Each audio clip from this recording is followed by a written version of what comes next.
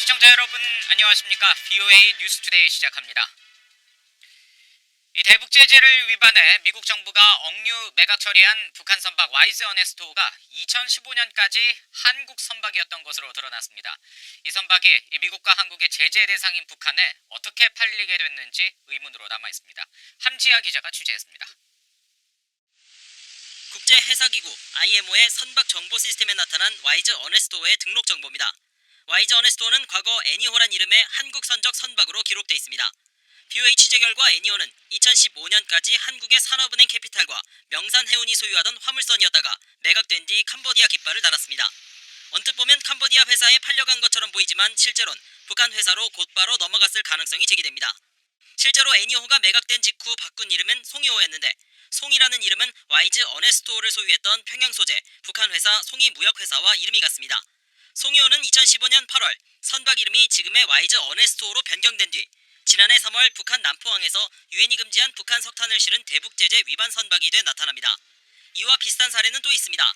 현재 미 재무부와 유엔 안보리의 제재 대상에 오른 북한 유조선 백마호는 2016년까지 파나마 선적의 로얄 미라클이란 이름으로 운영됐는데 실제 소유와 운영은 2011년부터 한국의 업체가 맡았던 것으로 나타났습니다. 신성하이 또는 탤런트 에이스호란 이름으로 한국의 석탄을 밀반입했다가 억류된 선박도 2008년부터 2017년까지 한국의 동친해운이 소유했던 동친상하이였습니다. 이들 선박들은 북한 매각 시점이 5차 핵실험에 따른 유엔 안보리 결의 채택 이전인 2015년이어서 안보리 결의 위반은 아닐 수 있습니다. 하지만 한국은 천안함 폭침에 따른 2010년 5.24 조치 등으로 미국은 과거부터 이어져 온 독자 제재로 북한의 선박을 매각할 수 없어 각각 독자 제재 위반이 될 수 있습니다. 전문가들은 북한이 캄보디아 등 다른 아시아내 국가에 선적을 두고 한국 등의 선박 매입 가능성이 있다면서 대책이 필요하다고 말했습니다. BOA 뉴스 함자입니다.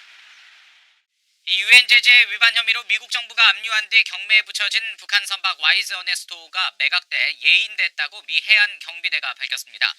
해안 경비대는 최근 보도 자료를 통해 와이즈 어네스토가 법무부의 조사에 이어 연방법원이 주관한 경매에서 매각돼 지난 7일 미국령 사모아를 떠났다고 설명했습니다.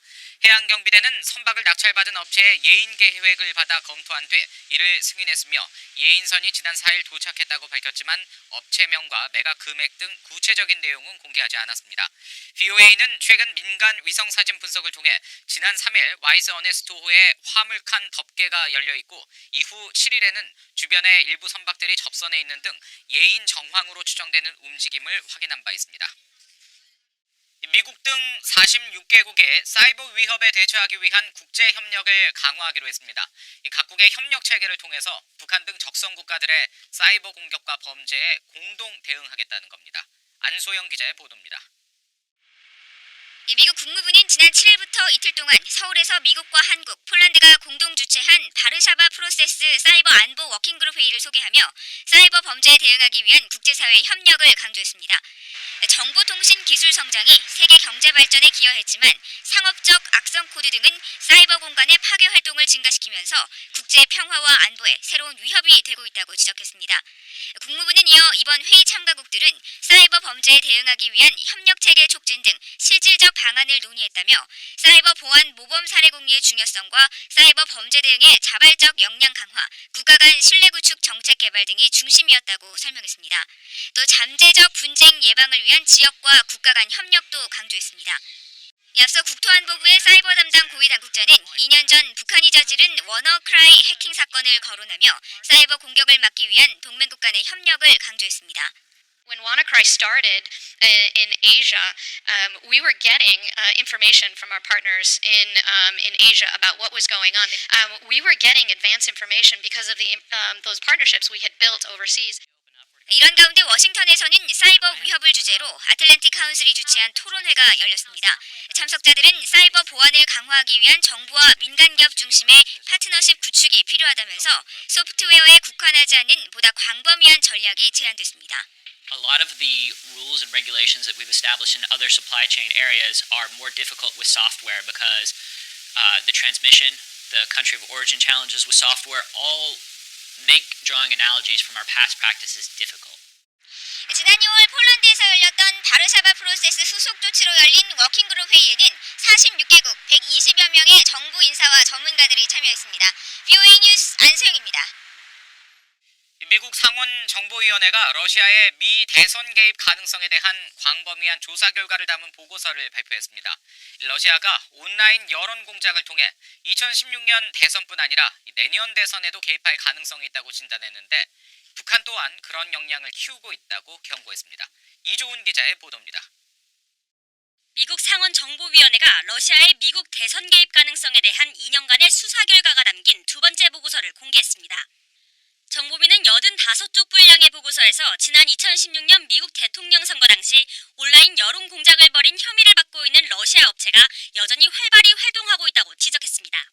이어 내년 미국 대선 개입 가능성도 배제할 수 없다면서 지난 대선 이후 러시아 소재 인터넷 리서치 에이전시 IRA의 활동이 페이스북과 트위터, 유튜브, 인스타그램에서 급증했다고 설명했습니다. 또 거짓 보도와 음모론 등의 유포를 통해 미국 내 분열과 불신을 조장하고 있다고 설명했습니다.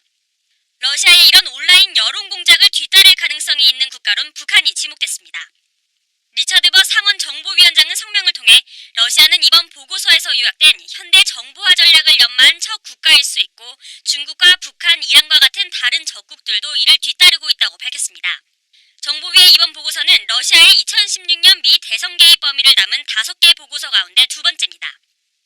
북한은 지난 7월 발표된 첫 번째 보고서에 적시됐었는데 당시 정보위는 미국은 러시아, 중국, 이란, 북한 등 사이버 영역 신흥 적국들의 역량을 능가하는 방안을 심사숙고해야 한다고 밝혔습니다. 상원정보위는 이번 2차 보고서를 통해 사회관계망 소셜미디어 업체들이 자사 플랫폼에서 벌어지는 정치적 선정 관련 활동 정보를 공개하도록 하는 법안을 추진해야 한다고 권고했습니다. VOA 뉴스 이존입니다. 미국과 러시아의 북핵 수석 대표가 9일 전화 통화를 하고 스웨덴 미북 비핵화 협상 결렬 이후 한반도 상황 등에 대해 논의한 것으로 알려졌습니다.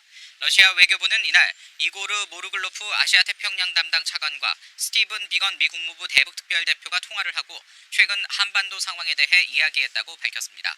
양측은 이번 통화에서 한반도 문제 해결을 위한 정치 외교적 절차를 지지하며 다자간 협력을 강화하자는 데 뜻을 모았다고 러시아 외교부는 설명했습니다.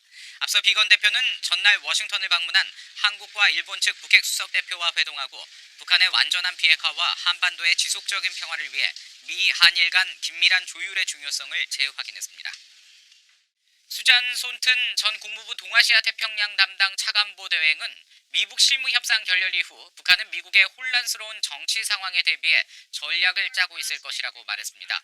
손튼 전 차관보 대행은 9일 VOA와의 인터뷰에서 북한은 도널드 트럼프 대통령의 재선을 바라면서 이후 취해야 할 조치가 무엇인지 내년까지 미국으로부터 얻어낼 수 있는 양보가 무엇인지 고민하고 있을 것이라고 말했습니다. 또 북한의 비핵화 진정성을 확인하기 위해선 북한이 영변 핵시설과 우라늄 농축시설들을 폐쇄해야 한다면서 북한은 비핵화하겠다는 약속을 한 뒤 비핵화 조치는 물론 미사일 발사를 중단하겠다는 약속도 지키지 않고 있다고 지적했습니다. 대북 구호 전문가인 카타리나 젤웨거시가 올해 영향력 있는 여성으로 선정됐다고 국제여성포럼 IWF가 밝혔습니다. 국제여성포럼은 최근 홈페이지를 통해 이 같은 소식을 전하며 젤웨거시는 홍콩에 본부를 둔 대북 구호단체 코에이드의 대표로 30년 이상 홍콩과 중국, 북한의 지원 활동을 펼쳤다고 소개했습니다.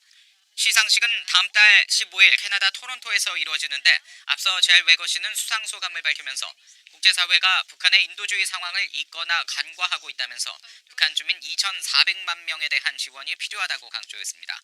국제여성포럼은 전 세계 33개 나라의 지부를 두고 국제기구 임원과 정부 고위당국자 등 7천여 명의 여성 회원을 두고 있습니다.